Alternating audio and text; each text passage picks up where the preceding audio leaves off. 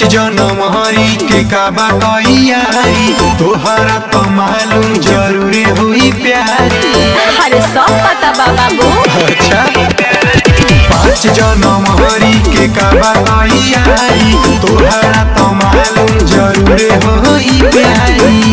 हाँ हो पवन सिंह के थाई में तू तो हो नटखटी हो नटखटी और ना तो का पावर स्टार के ना पावर को घोटी बर्थडे पके तो फुल पावर में कोटी।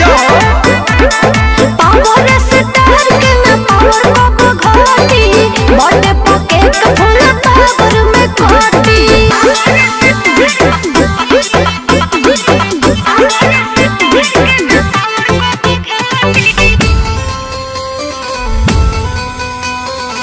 What the fuck is